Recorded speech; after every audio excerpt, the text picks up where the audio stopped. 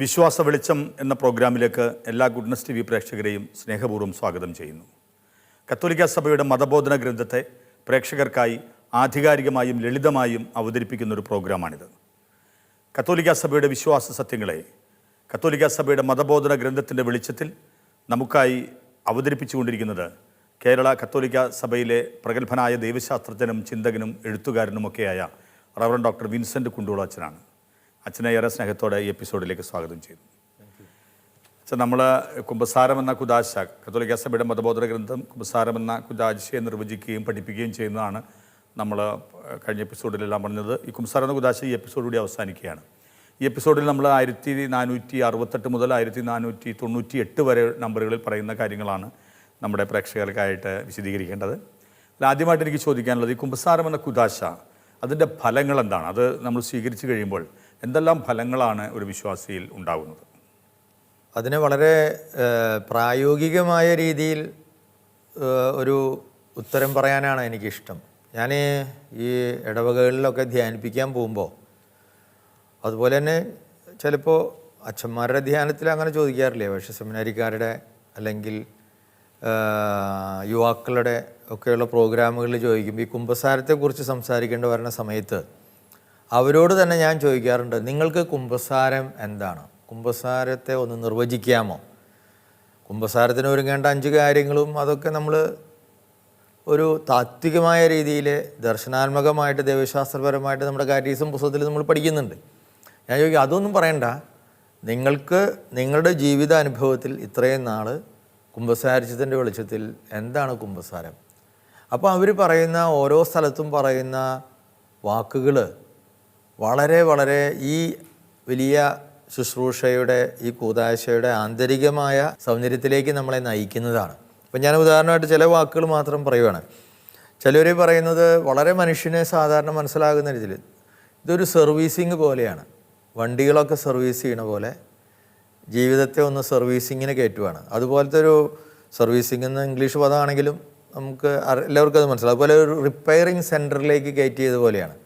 എല്ലാം മെഷീനൊക്കെ ഒന്ന് അഴിച്ച് എണ്ണയൊക്കെ ഇട്ട് അത് സുഗമമായി പ്രവർത്തിക്കാൻ പറ്റുന്ന രീതിയിൽ നമ്മുടെ മനസ്സിനെയും ശരീരത്തെയും ആത്മാവിനെയും നമ്മുടെ ആന്തരിക ചോദനകളെയും വൈകാരികമായ ലോകത്തെയും നമ്മുടെ മസ്തിഷ്കത്തിലെ ശക്തികളെയും എല്ലാത്തിനെയും ഒന്ന് ഒരു ആത്മാവിൻ്റെ ഒരഭിഷേകത്താൽ ഒന്നുകൂടി അതിൽ കുളിപ്പിച്ച് എടുത്ത് വീണ്ടും ഫ്രഷായി വിശുദ്ധിയോടുകൂടെ, അതുപോലെ ചിലർ പറയണ വാഷിംഗ് സെൻറ്റർ എന്നും കൂടി പറയണ്ടാവും. ഈ കാർ വാഷിംഗ് ഒക്കെ ഉദ്ദേശിച്ചായിരിക്കും.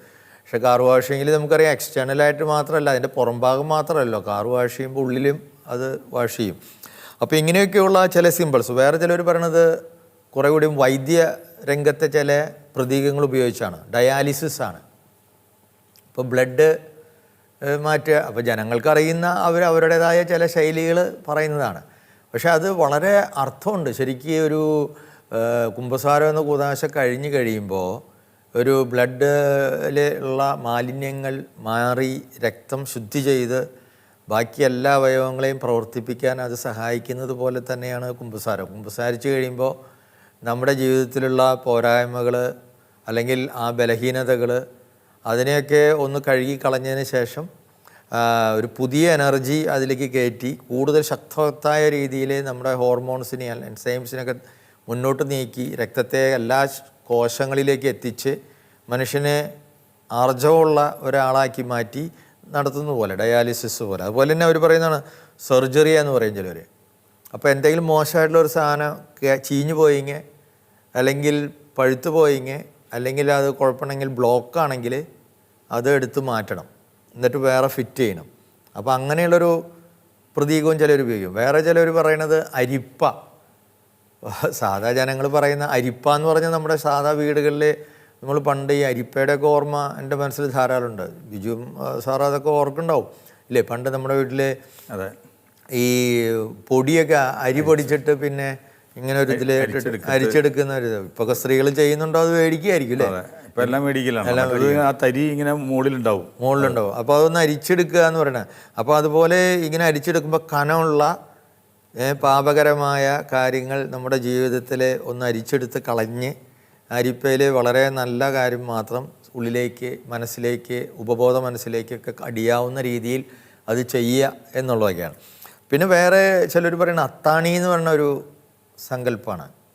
അത്താണി, ആശ്രയം. അപ്പോൾ നമ്മൾ എല്ലായിടത്തും ചുമട് ഇറക്കി വയ്ക്കുന്ന ഒരു സാധനമാണല്ലോ അത്താണി. ഇപ്പം നമ്മുടെ അത്താണികൾ കുറഞ്ഞു. അത്താണി എന്ന് പറഞ്ഞാൽ സ്ഥലങ്ങൾ മാത്രമേ ഉള്ളൂ ഇവിടെ. അത് ഒരുവിധം എല്ലാ ഡിസ്ട്രിക്റ്റിലും ഉണ്ടെന്ന് എനിക്ക് തോന്നുന്നത്. പണ്ട് മലയോര പാതകളിലേക്ക് അന്വേഷിച്ച് മനുഷ്യൻ കടൽപ്പുറത്തുനിന്ന് കപ്പലിൽ അല്ലെങ്കിൽ ബോട്ടിൽ വരുന്ന സാധനം ചുമന്ന് ഇങ്ങനെ പോകുമ്പോൾ ഞങ്ങൾക്ക് തൃശ്ശൂർ ഭാഗത്ത് ഒരു അത്താണിയുണ്ട്. ഈ മുളകൊന്നുത്താവ് എന്നൊക്കെ പറയും. തൃശ്ശൂരിൽ നിന്ന് വടക്കാഞ്ചേരിക്ക് പോകുന്ന വഴിയിൽ ഒരു അത്താണിയുണ്ട്. ഇവിടെ ഈ ആലുവ ഭാഗത്ത് ഒരു അത്താണിയുണ്ട്. അങ്ങനെ എല്ലാ സ്ഥലങ്ങളിലും ഉണ്ട് ചുമട് താങ്ങി. പല പേരുകളൊക്കെ അത് അറിയപ്പെടുന്നു. ഗ്രാമങ്ങളിൽ പോലും ഉണ്ട് ഒരു കല്ല്. ഈ വലിയ അത്താണി എത്തണേക്കാൾ മുമ്പ് ചെറിയ ചെറിയ, എൻ്റെ നാട്ടിൽ ചിറ്റാട്ടുകരയൊക്കെ ഉണ്ട് അങ്ങനെ ഒരു കല്ല് പഴയ അങ്ങാടികളിൽ. അപ്പോൾ അത് വലിയൊരു സങ്കല്പമാണ്. ജീവിതത്തിൻ്റെ ചുമട് ക്ഷീണിച്ച് ഒന്ന് ഇറക്കി വെച്ച് ഒന്ന് ശ്വാസം വിടുന്ന ഒരു കാര്യം അത്താണി. അപ്പോൾ ഇതൊക്കെ കുമ്പസാരത്തെ എനിക്ക് തോന്നിയിട്ടുള്ളത് നമ്മൾ വളരെ പരമ്പരാഗതമായി പറയുന്ന കുറേ താത്വികമായ, ദർശനാത്മകമായ, ആശയസമ്പുഷ്ടമായ ചില ഡിസ്കോഴ്സസ് എന്ന് പറയും, അല്ലെങ്കിൽ അങ്ങനെയുള്ള പ്രസംഗങ്ങളെക്കാൾ, സ്റ്റേറ്റ്മെൻറ്റ്സിനേക്കാൾ ഈ തരം സിമ്പിൾസ് ഒരുത്തൻ അനുഭവിക്കുന്നതാണ്. റിലീഫാണത്. എന്നിട്ട് ഒരു അത്താണിയിൽ ഇറക്കി വെച്ച് കഴിയുമ്പോൾ കിട്ടുന്ന പോലെയുള്ളൊരു ശാന്തി, ഒരു സ്വസ്ഥത. വേറെ ചിലർ പറയുന്നത് പാലമാണ് എന്ന് വെച്ച് കഴിഞ്ഞാൽ ദൈവവും മനുഷ്യനും തമ്മിലുള്ള ആ പാലം പുനർനിർമ്മിക്കുകയാണ്. മനുഷ്യനും തമ്മിലുള്ള പാലം പുനർനിർമ്മിക്കുകയാണ്. മനുഷ്യനും പ്രകൃതിയും തമ്മിലുള്ള പാലം പുനർനിർമ്മിക്കുകയാണ്. ആരൊക്കെയായിട്ട് നമ്മുടെ ഈ പാലം ഒടിഞ്ഞു പോയോ? ഇപ്പോൾ നമ്മൾ വെള്ളപ്പൊക്കത്തിൻ്റെ ഒരു ഓർമ്മകളിലാണ് ഇപ്പോൾ നമ്മൾ ദിവസങ്ങളിലൊക്കെ. കേരളത്തിൽ ഭയങ്കര മഴയാണ്. ഇപ്പോൾ ചെറിയ ചെറിയ സ്ഥലങ്ങളിലൊക്കെയുള്ള ചെറിയ പാലങ്ങളൊക്കെ ചിലപ്പോൾ പോയിണ്ടാവും. പ്രത്യേകിച്ച് പണ്ടൊക്കെ ഇടുന്ന ഈ ആൾക്കാർ ഗ്രാമത്തിലൊക്കെ തെങ്ങിൻ്റെ മുട്ടി ഒരു മരത്തിൻ്റെ ഇതുകൊണ്ടൊക്കെ ഉണ്ടാക്കിയ പാലങ്ങൾ, അല്ലെങ്കിൽ ഇടിഞ്ഞു പൊളിഞ്ഞു വീഴാറായ ചെറിയ കൈവരികളുള്ള ചെറിയ സാധനങ്ങൾ, അതൊക്കെ ഏതാണ്ട് പോവും. അപ്പോൾ അതൊക്കെ ഒന്ന് തിരിച്ചു വയ്ക്കുക നമ്മൾ ദൈവമായിട്ടുള്ള ബന്ധത്തിൽ. വേറെ ചിലർ പറയണത് എ ട്രെയിൻ ടു ഹെവൻ. ഓരോ സിമ്പിളാണ്. അതായത് സ്വർഗത്തിലേക്ക്. ഇച്ചിരി പഴയ ആൾക്കാരാണ് ഈ ട്രെയിനൊക്കെ പറയണത്. ഇപ്പോൾ പിന്നെ ചിലർ ലൈസൻസ് ടു ഹെവൻ. ഇങ്ങനെ പല പല തരത്തിലുള്ള സിമ്പിളുകൾ. അപ്പോൾ ഇതിൽ നിന്നെല്ലാം നമ്മൾ മനസ്സിലാകുന്നത് ഓരോന്നിനും ഇത് വലിയൊരു ചുമട് ഇറക്കി വെച്ച് ആശ്വാസം കണ്ടെത്തി നമ്മുടെ ഉള്ളിലുള്ള ജീവിതത്തിൻ്റെ എല്ലാ വശങ്ങളെയും അതിനുശേഷം ഒന്ന് കുളിച്ച് തോർത്തി ഒരു പുതിയ റീചാർജ് ചെയ്ത്, ബാറ്ററി ഒന്ന് റീചാർജ് ചെയ്ത് കൂടുതൽ പരിശുദ്ധാത്മാവിനുള്ള ശക്തി പ്രാപിച്ച് പ്രലോഭനങ്ങളെ ചെറുക്കുവാനുള്ള ആർജവം ഉണ്ടാക്കി പൈശാചികമായ വാസനകൾ, നമ്മുടെ ഉള്ളിൽ തന്നെ കിടക്കുന്ന ഒരുപാട് അധമമായ ചിന്തകൾ, വാസനകൾ, ആഗ്രഹങ്ങൾ, അവനെയൊക്കെ ഒന്ന് വിമലീകരിച്ച് അങ്ങനെ ഒരു അനുഭവം. ആ രീതിയിൽ എനിക്ക് തോന്നുന്ന ഇതൊക്കെയാണ് കുമ്പസാരത്തിൻ്റെ പ്രധാന ഫലം. ദൈവവും സഹോദരങ്ങളും പ്രകൃതിയുമായിട്ട് നമുക്ക് അറ്റുപോയ ആ ബന്ധങ്ങളെ വീണ്ടും ഇണക്കി ചേർക്കുന്ന, നമ്മളിൽ തന്നെ ഒരു സ്വസ്ഥതയും ഒരു ആത്മ സംതൃപ്തിയും നൽകുന്ന ഒരു ഹാർമണി എന്നൊക്കെ നമ്മൾ പറയില്ലേ, നമ്മളിൽ തന്നെയുള്ള ആ ഒരു ഹാർമണിയിലേക്ക്, ഐക്യത്തിലേക്ക് നമ്മൾ എത്തുന്ന ഒരു കാര്യമാണ്.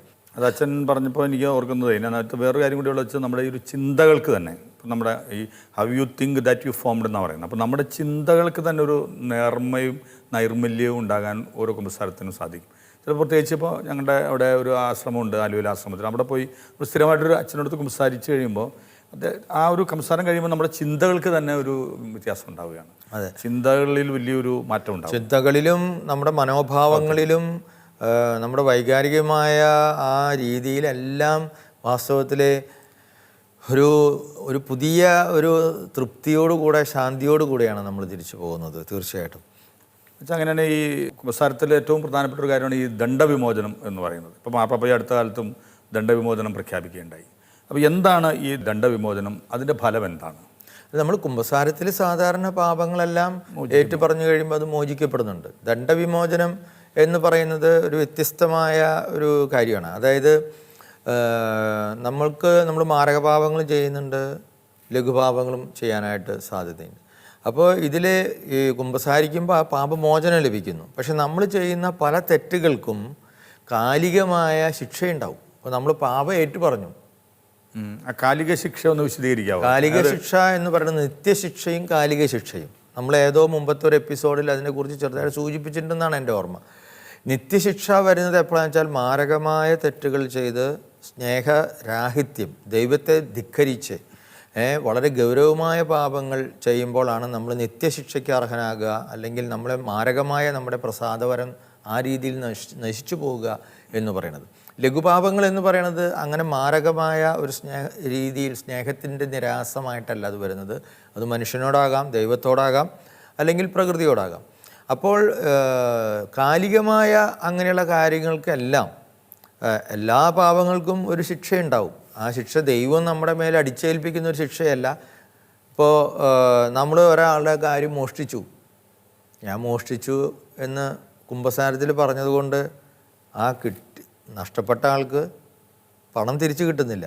അപ്പോൾ അതിനൊരു പരിഹാരം നമ്മൾ ചെയ്യണം. അപ്പോൾ നമ്മളൊരു 5 സ്വർഗസ്ഥനായി ചൊല്ലിക്കൊണ്ട് മാത്രം അത് മാറില്ല.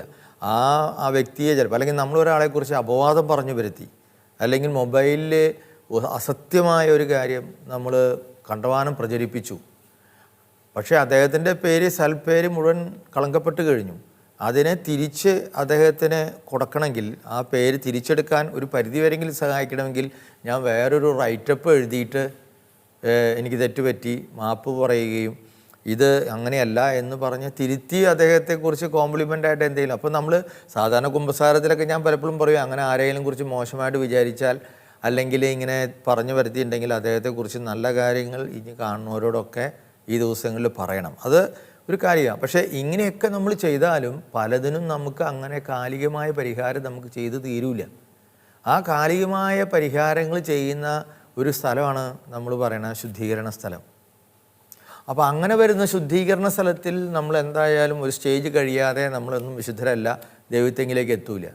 അപ്പോൾ ദൈവത്തിൻ്റെ ദർശനം ലഭിക്കാത്ത, ദൈവവുമായിട്ട് ഐക്യമില്ലാത്ത, എന്തോ ഒറ്റപ്പെട്ടു പോയ ഒരു ഭയങ്കര അനൈക്യത്തിൻ്റെ വേദനയിൽ കഴിയുന്ന ഒരു സ്ഥിതിയാണ് ഈ നരകം എന്നൊക്കെ പറയുന്നത്. അപ്പോൾ അങ്ങനെയുള്ള ഈ കാലികമായ ആ അനുഭവത്തിൽ നിന്ന് ഈ ഇളവ് തരുകയാണ് ഈ ദണ്ഡവിമോചനം എന്ന് പറയുന്നത്. അപ്പോൾ നമ്മൾ മാർപ്പാപ്പ പറയും ഒരു സ്വർഗസ്ഥനായ ഒരു നന്മ പറയുകയും സഭയുടെ മൊത്തമായിട്ടോ അല്ലെങ്കിൽ മാർപ്പാപ്പയുടെ ഇൻറ്റൻഷൻ വെച്ചുകൊണ്ട് ധ്യാനങ്ങളൊക്കെ കഴിയുമ്പോൾ ഏറ്റവും അവസാനം അങ്ങനെ മാർപ്പാപ്പയ്ക്കടുത്ത ഒരു ദണ്ഡവിമോചനം നമ്മൾ ഒരു പ്രിവിലേജ് ഉണ്ട്. അല്ലെങ്കിൽ ഇതുപോലെ ഇപ്പോൾ കരുണയുടെ വർഷത്തിൽ മാർപ്പാപ്പ അങ്ങനെ പ്രഖ്യാപിച്ചിരുന്നു. മാർപ്പാപ്പമാരെല്ലാം ഒരു പ്രത്യേക വർഷങ്ങളിൽ. അപ്പോൾ അതിലൂടെ നമ്മൾ ചെയ്യുന്നത് ആ സ്വർഗസ്ഥനായി എന്ന് പറയുമ്പോൾ ചെല്ലുമ്പം മെക്കാനിക്കലായിട്ട് ഒരു അത്ഭുതകരമായ രീതിയിൽ ഇങ്ങനെ പെട്ടെന്ന് അവിടുത്തെ പാപം മാഞ്ഞു പോവല്ല. അത് കാണിക്കുന്നത് നമ്മളെടുക്കുന്ന ഒരു യജ്ഞമാണ്. നമ്മുടെ പാപം മൂലം നമ്മുടെക്ക് വന്നിട്ടുള്ള കാലികമായ ശിക്ഷയിൽ നിന്ന് ഇളവ് പ്രഖ്യാപിക്കാൻ. അത് ചിലപ്പോൾ ഇത് മാത്രമല്ല, ചിലപ്പോൾ ചാരിറ്റി പ്രവർത്തനങ്ങൾ ചെയ്യുന്നതിലൂടെയും അങ്ങനെ സംഭവിക്കാം. അത് മാർപ്പാപ്പയ്ക്ക് മാത്രമാണ് ഈ ദണ്ഡവിമോചനം പ്രഖ്യാപിക്കാൻ സാധാരണ അധികാരം ആളാണ്, മാർപ്പാപ്പയാണ് അത് ചെയ്യുന്നത്. ഇതുകൊണ്ട് മരിച്ചവർക്ക്, വിശ്വാസികൾക്ക് എന്തെങ്കിലും പ്രയോജനം ഉണ്ടാകും? മരിച്ചവർക്ക് തീർച്ചയായിട്ടും പ്രയോജനമുണ്ട്. അതിനെ നമ്മൾ ഒരുപക്ഷെ നമ്മൾ പ്രേക്ഷകരെ ശ്രോതാക്കളും മനസ്സിലാക്കേണ്ട ഒരു കാര്യം എന്താണെന്ന് വെച്ച് കഴിഞ്ഞാൽ, ഈ പുണ്യവാന്മാരുടെ ഐക്യം എന്ന് പറയുന്ന ഒരു കാര്യമുണ്ട്. അത് നമ്മളെ ക്രൈസ്തവ വിശ്വാസത്തെ സംബന്ധിച്ചിടത്തോളം വളരെ പ്രധാനപ്പെട്ട ഒരു വിശ്വാസ സത്യമാണ്. എന്ന് വെച്ചാൽ നമ്മൾ പറഞ്ഞിട്ടുണ്ട്, നമുക്കറിയാം 3 തരത്തിലുള്ള സഭകളുണ്ട്. സമരസഭ, സഹനസഭ, വിജയസഭ. വിജയസഭ എന്ന് പറയുന്നത് നിത്യ ആത്മാവ് ആ തിഥിയിലേക്ക് പ്രവേശിച്ച, ദൈവത്തിൻ്റെ സന്തോഷത്തിലേക്ക് എത്തിച്ചേർന്ന ആത്മാവിൻ്റെ അവസ്ഥയിൽ കഴിയുന്ന ആ ഒരു വൃന്ദത്തെയാണ്. അതിൽ വിശുദ്ധരുണ്ട്, പരിശുദ്ധ അമ്മയുണ്ട്, മറ്റു മാലാഖമാരുണ്ട്. പിന്നെ ഇങ്ങനെ പോയി നല്ല ദൈവത്തിൻ്റെ ഐക്യത്തിലേക്ക് എത്തിച്ചേർന്ന ആൾക്കാരുണ്ട്. പിന്നെ ഈ സഹനസഭ എന്ന് പറയുന്നത് ശുദ്ധീകരണ സ്ഥലത്തിലെ ആത്മാക്കളാണ്. പിന്നെ നമ്മൾ സമരസഭ എന്ന് പറഞ്ഞാൽ ഇവിടെയാണ്. ഇപ്പം നമ്മൾ ഈ തിന്മയോ ആയിട്ടുള്ള സമരത്തിൽ ഏർപ്പെട്ടുകൊണ്ടിരിക്കുകയാണ്. അപ്പോൾ നമ്മൾ ഈ 3 സഭകളും ഐക്യത്തിലാണ് കഴിയുന്നത്. വാസ്തവത്തിൽ വിശുദ്ധ ബലിയിലൊക്കെ നമ്മൾ ആ ഓശാനയുടെ ഭാഗത്തൊക്കെ ചെല്ലുന്ന ആ കാനോനയിൽ അവിടെ നമ്മൾ ചെല്ലുമ്പോൾ നമ്മൾ ഓർക്കുന്നുണ്ട്, ഏഹന്ത പ്രാർത്ഥനകളിലൊക്കെ വരുന്നുണ്ട്, മാലാഖമാരോടും ശ്രാപ്പന്മാരോടും ചേർന്ന്. അപ്പോൾ ആ ഐക്യമാണ് കാണിക്കുന്നത്, എല്ലാവരും തമ്മിലുള്ള ഐക്യമാണ് നമ്മൾ കാണിക്കുന്നത്. അപ്പോൾ ഇങ്ങനെയുള്ള ഈ ഒരു ഐക്യത്തിലൂടെ നമ്മൾ പ്രാർത്ഥിക്കുമ്പോൾ എന്താണ് സംഭവിക്കുന്നത് വെച്ച് കഴിഞ്ഞാൽ, നമ്മൾ സമരസഭയിലുള്ള ആളുകൾ സഹനസഭയിലുള്ള വ്യക്തികൾക്ക് വേണ്ടി നമ്മൾ പ്രാർത്ഥിക്കുമ്പോൾ ഈ പുണ്യവാന്മാരുടെ ഐക്യം എന്ന് പറയുന്ന ആ ഒരു വിശ്വാസ പ്രതിഭാസം ഉള്ളതുകൊണ്ട് നമ്മുടെ പ്രാർത്ഥനകൾ അവർക്ക് വേണ്ടി ഫലദായകമാകുകയാണ്.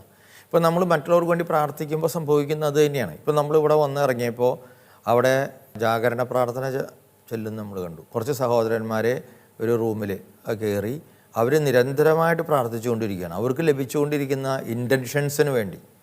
അത് ഓരോ വ്യക്തികളുടെ മാനസാന്തരമായിരിക്കാം, ഓരോ വ്യക്തികളുടെ ആത്മീയമായ ആവശ്യങ്ങൾ മാത്രമല്ല, ചിലപ്പോൾ ഭൗതികവുമായ ആവശ്യങ്ങളായിരിക്കാം, അല്ലെങ്കിൽ മാനസികമായ പ്രശ്നങ്ങളായിരിക്കാം, വിശ്വാസ ജീവിതത്തിൻ്റെ പ്രതിസന്ധികളായിരിക്കാം.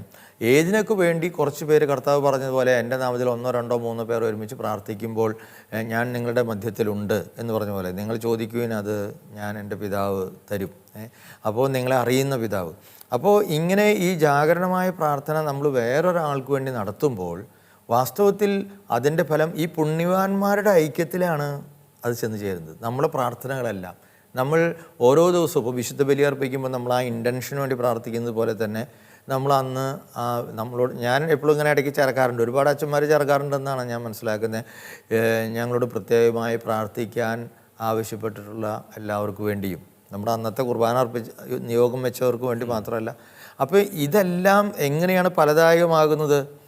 കർത്താവിൻ്റെ പീഡാസഹനവും ഉത്ഥാനത്തിലൂടെയും കർത്താവ് നേടിയെടുത്ത ആ രക്ഷ ഇപ്പോൾ പങ്കുപറ്റി ജീവിക്കുന്ന പുണ്യവാന്മാരുടെ ഐക്യത്തിലേക്കാണ് നമ്മുടെ ഈ പ്രാർത്ഥന അതിൽ ഉൾച്ചേരുന്നത്. ഞാൻ വേറൊരാൾക്ക് വേണ്ടി. അപ്പോൾ ഈ പുണ്യവാന്മാരുടെ ഐക്യത്തിൻ്റെ ശക്തി കൊണ്ടാണ് ഇനി കുറച്ചുകൂടി നാൾ കഴിയുമ്പോൾ എനിക്ക് ഉറപ്പാണ് കൊഗ്നിറ്റീവ് സയൻസ്, മസ്തിഷ്കത്തെക്കുറിച്ചുള്ള പഠനങ്ങൾ കുറേ കൂടി മുന്നോട്ട് പോകുമ്പോൾ നമുക്ക് കൃത്യമായിട്ട് മനസ്സിലാവും പ്രാർത്ഥന എങ്ങനെയാണ് ആളുകളെ ഹീൽ ചെയ്യുന്നത്.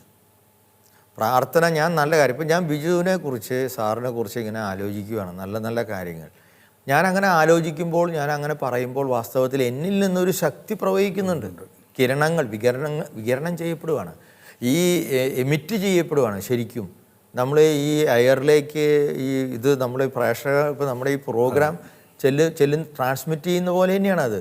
അപ്പോൾ അതിനെക്കുറിച്ചുള്ള പഠനങ്ങൾ ധാരാളം നടന്നുകൊണ്ടിരിക്കുകയാണ്. കാരണം നമ്മൾ നല്ലൊരു കാര്യം ഒരാളെക്കുറിച്ച് ചിന്തിക്കുമ്പോൾ നമ്മുടെ ഉള്ളിലുണ്ടാകുന്ന ആ ഹോർമോൺസിൽ വരുന്ന ചേഞ്ചസ്, എൻസൈംസ്, അതിൽ കെമിക്കൽ റിയാക്ഷൻസ്, അതിനെ നമുക്ക് ദൃശ്യമായി കാണാൻ പറ്റില്ല. ഇപ്പോൾ ഈ അടുത്ത് ഞാൻ ഉറുമ്പുകളുടെ ഒരു കാര്യം കേൾക്കുമായിരുന്നു റേഡിയോയിൽ. ഞാൻ റേഡിയോ സ്ഥിരം വയ്ക്കുന്നതാണ്. അപ്പോൾ ഈ ഉറുമ്പുകൾ നമ്മൾ ശ്രദ്ധിച്ചിട്ടില്ലേ?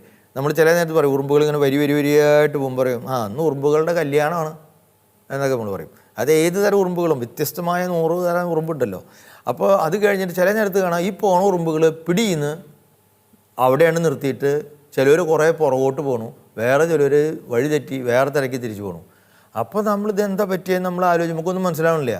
പക്ഷേ അത് കൃത്യമായിട്ട് പറയുന്നത്, പഠനങ്ങൾ കാണിക്കുന്നത് ഇവരെല്ലാം ഇവരുടെ ബോഡിയിൽ നിന്ന് ഈ ചെറിയ ഉറുമ്പിൻ്റെ ശരീരത്തിൻ്റെ ഓരോ തരം സ്രവങ്ങൾ, ഒരു തരം സ്മെല്ല്, അല്ലെങ്കിൽ അങ്ങനെയുള്ള ഒരു എനർജി പുറത്തേക്ക് വിടുക എന്ന് പറഞ്ഞാൽ അതിനെ ഓരോന്നിനും കൊണ്ട് ഓരോ തരം, അതിനെ ഒരു ഫോർമോൺസ് എന്നാണ് പറഞ്ഞത്. ഹോർമോൺസ് എന്നല്ല, ഫോർമോൺസ് എന്നാണ് അവർ ഉപയോഗിച്ച വാക്ക് മെഡിക്കലായിട്ട് അല്ലെങ്കിൽ ശാസ്ത്രീയമായിട്ട്. അപ്പോൾ പിരിഞ്ഞു പോകാൻ ഒരെണ്ണം, പോയ വഴി തിരിച്ചറിയാൻ വേറെ ഫോർമോൺ. അപ്പോൾ അത്രയൊക്കെയുള്ള പഠനങ്ങളിലൂടെയാണ് ജീവികൾ ജീവിക്കുന്നത്. ആനത്തേരെന്ന് പറയില്ല, ആന കടന്നു പോകുന്ന സ്ഥിരം പോകുന്ന ഒരു ചാലുണ്ട്, ആനച്ചാല്. അതാണ് പിന്നീട് മനുഷ്യൻ യാത്ര ചെയ്യാനായിട്ട് വഴിയായിട്ട് മാറിയത്. കാരണം ആന പോകുന്നത് ഏറ്റവും എളുപ്പവും സുരക്ഷിതവുമായ, അതിന് ശേഷമാണ് അത് പിന്നീട് റോഡായിട്ട് മാറി. അതുകൊണ്ടാണ് ഈ ആന വീണ്ടും റോഡിലേക്ക് വരണേ. അപ്പോൾ നമ്മൾ നമ്മുടെ വണ്ടൂർ കഴിഞ്ഞ് നിലമ്പൂർ കഴിഞ്ഞ് ഗൂഡല്ലൂർ വശത്തൊക്കെ പോകുമ്പോൾ ഞാൻ ചില സ്ഥലത്ത് ചെല്ലുമ്പോൾ കണ്ടിട്ടുണ്ട് ആനകൾ ഇപ്പോഴും ഒരു പ്രത്യേക കാലഘട്ടത്തിൽ ആ സമയത്ത് മാത്രം ഒരു കാട്ടിൽ നിന്ന്, കാടുകളൊക്കെ റോഡ് വന്ന് മുറിഞ്ഞു പോയി, ഒരു കാട്ടിൽ നിന്ന് 10-30 ആന വേറെ ഒരു കാട്ടിലേക്ക് ഒരു പ്രത്യേക വീടിൻ്റെ ആ ചാലിലൂടെ തന്നെ കടന്നു പോകും. ഇവരെ ഒന്നും ഉപദ്രവിക്കില്ല, ഇവരതിനെ ഉപദ്രവിക്കേണ്ടിയിരുന്നാൽ മതി. അപ്പോൾ ഞാനീ പറഞ്ഞു വരണത് പുണ്യവാന്മാരുടെ ഐക്യം എന്നുള്ളത് വളരെ ആത്മീയമായ മാനുഷികമായ തലത്തിൽ നടക്കുന്ന ഒരു കാര്യമാണെങ്കിലും അത് ഇന്ന് ശാസ്ത്രീയമായിട്ട് ചെറിയ ജീവികളിൽ പോലും അത് തെളിയിക്കപ്പെട്ടുകൊണ്ടിരിക്കുകയാണ്. നമ്മൾ ക്ലാസ് എടുക്കുമ്പോഴൊക്കെ അത് സംഭവിക്കുന്നുണ്ട്. നമ്മൾ എന്തുമാത്രം എനർജി മുന്നോട്ട് വിടുന്നുണ്ടോ അത്രമാത്രം എനർജിയാണ് ആ റിസപ്ഷനുള്ള ആൾക്ക്, നമ്മുടെ സ്വീകാര്യത, നമ്മൾ പറയുന്ന കാര്യങ്ങൾ അവരുടെ ഉള്ളിലേക്ക് കടന്നു ചെല്ലുന്നത്. അപ്പോൾ ഈ പുണ്യവാന്മാരുടെ ഐക്യത്തിൽ നമ്മൾ മനസ്സിലാക്കേണ്ടത് കർത്താവ് ഈശോ മിശിഹായുടെ ഈ രക്ഷാകരമായ പ്രവർത്തനം മൂലം നടത്തിയ പരിപൂർണമായ ശക്തി, പരിശുദ്ധാത്മാവ് ആദിമകാലം മുതൽ ഇവിടെ നടത്തുന്ന നിമന്ത്രണങ്ങൾ, പ്രവർത്തനങ്ങൾ, അതിൽ വിശുദ്ധന്മാർ ചെയ്ത ത്യാഗങ്ങൾ, നമ്മുടെ തന്നെ നല്ല മനുഷ്യരെ സൽക്കർമ്മം ചെയ്തത്, ഇതിൻ്റെ എല്ലാത്തിൻ്റെയും ഫലം ഈ ലോകത്തിൽ നമുക്ക് ദൃശ്യമായ കണ്ണുകളിലൂടെ അല്ലെങ്കിലും ഉണ്ട്. അതിലൂടെയാണ് ഈ മരിച്ച വിശ്വാസികൾക്കും സമരസഭയിൽ കിടക്കുന്ന നമ്മൾ, ഈ സഹനസഭയിൽ കഴിയുന്ന വിശ്വാസികൾക്കും ഫലദായകമായി തീരും. അപ്പോൾ അതായത് ഈ നമ്മൾ ജീവിച്ചിരിക്കുന്നവർക്ക് വേണ്ടി പ്രാർത്ഥിക്കുന്നത് ഫലദായകമാകുന്നത് പോലെ, ഇപ്പോൾ സെയിൻറ്റ് അഗസ്റ്റിൻ്റെ അമ്മ പ്രാർത്ഥിച്ച് സെയിൻറ്റ് അഗസ്റ്റിൽ മാറ്റം ഉണ്ടായതുപോലെ നമ്മളുടെ പ്രാർത്ഥനകൾ ഈ നമ്മൾ ബന്ധപ്പെട്ടിരിക്കുന്ന ഈ സമരസഭയിലുള്ള ശുദ്ധീകരണത്തിലെ ആത്മാക്കൾക്കും പ്രയോജനം കിട്ടുന്നതാണ് ഈ ദണ്ഡവിമോചനത്തിന് വേണ്ടിയുള്ള പ്രാർത്ഥനകളിലൂടെ, അല്ലേ? അച്ഛൻ അവസാനമായിട്ടൊരു കാര്യം ചോദിക്കട്ടെ. അച്ഛൻ്റെ ഇത്രയും നാളത്തെ ജീവിതത്തിൻ്റെ ഇടയിൽ ഈ കുമ്പസാരം എന്ന ഒരു കേൾക്കുമ്പോൾ, സംസാരിപ്പിക്കുമ്പോൾ, പാപമോചനം നൽകുമ്പോഴൊക്കെ ഒരു വൈദികൻ എന്ന നിലയിൽ അച്ഛനിൽ എന്ത് മാറ്റമാണ് ഉണ്ടാകുന്നത്, അല്ലെങ്കിൽ എന്ത് വികാരമാണ് ഉണ്ടാകുന്നത്? വളരെ അർത്ഥവത്തായ ചോദ്യമാണ്. അതുപോലെ തന്നെ പറയാൻ അത്ര എളുപ്പമുള്ള ഒരു ചോദ്യമല്ല. കാരണം അത് നമ്മുടെ അനുഭവതലത്തിൽ നമ്മൾ കടന്നു പോകുന്ന ചില കാര്യങ്ങളാണ്. അതെങ്ങനെ വാക്കുകൾ കൊണ്ട് വേറൊരാൾക്ക് മനസ്സിലാകുന്ന രീതിയിൽ അവതരിപ്പിക്കാൻ പറ്റുമെന്ന് എനിക്കറിഞ്ഞുകൂടാ. പക്ഷേ ഒന്ന് രണ്ട് വൈകാരികമായ മേഖലകളിലൂടെ കടന്നു പോകുന്നു ഞാൻ ഓർക്കുന്നു. പലപ്പോഴും എനിക്ക് അനുഭവപ്പെട്ടിട്ടുള്ളത് എൻ്റെ നിസ്സാരതയാണ്. നമ്മുടെ മുന്നിൽ ഒരു പാപങ്ങൾ ഏറ്റുപറയുന്ന ഒരു വ്യക്തി പലപ്പോഴും മറകളില്ലാതെ അവൻ്റെ ജീവിതത്തിൻ്റെ കുഞ്ഞു കുഞ്ഞു വശങ്ങൾ, അത് പലപ്പോഴും എനിക്ക് തോന്നിയിട്ടുള്ളത് നമ്മൾ അറിയുന്ന വ്യക്തികൾ പോലും, നമ്മൾ പള്ളിയിലിരിക്കുന്ന അവസരത്തിൽ അല്ലെങ്കിൽ ഇപ്പോൾ സെമിനാരിയിലൊക്കെ ആയിരിക്കുമ്പോൾ ഇൻ ആൻഡ് ഔട്ട് എല്ലാ ദിവസവും കാണുന്നതാണ്. എങ്കിലും അവരുടെ ജീവിതത്തിൻ്റെ സ്വകാര്യത നമ്മുടെ മുന്നിൽ എന്ന് പറഞ്ഞാൽ ദൈവത്തിൻ്റെ മുന്നിൽ അവർ വെളിപ്പെടുത്തുവാണ്. അത് വെളിപ്പെടുത്തുമ്പോൾ ഞാൻ ഇടയ്ക്ക് ചിന്തിച്ചു പോവും, തമ്പുരാനെ, എനിക്ക് ഇത്ര എളിമയുണ്ടോ? ആ മനുഷ്യൻ വിശുദ്ധിയിലേക്ക് വളരാൻ വേണ്ടി ചെയ്യുന്ന പരിശ്രമം എന്താണ്? അതുകൊണ്ട് എനിക്ക് തോന്നുന്നു ഓരോ കുമ്പസാരം കേൾക്കുമ്പോഴും അത് ഈ വൈദ്യൻ നമ്മളെ തന്നെ സുഖപ്പെടുത്തുന്നൊരു കാര്യമാണ്. നമുക്ക് എളിമയിലേക്ക്, ഓരോ വൈദികനും എളിമയിലേക്ക് കുറേ കൂടി മുന്നേറാൻ, അതുപോലെ തന്നെ അനുദപിക്കുന്ന ഒരു ആത്മാവിൻ്റെ സ്പന്ദനങ്ങൾ മനസ്സിലാക്കാൻ, അതുപോലെ തന്നെ ആയിരിക്കണം ഞാനും എൻ്റെ ദൈവവുമായിട്ടുള്ള ബന്ധത്തിൽ അതിനെ കാണാനായിട്ട്. അപ്പോൾ ഈ എൻ്റെ തന്നെ അനുതാപത്തിന്, എൻ്റെ തന്നെ മാനസാന്തരത്തിന്, എൻ്റെ തന്നെ വിശുദ്ധിയിലേക്കുള്ളൊരു യാത്രയിൽ എനിക്ക് അനിവാര്യമായ ഒരു ഘടകമായിട്ടാണ് കുമ്പസാരം തോന്നുന്നത്. ഒന്ന്.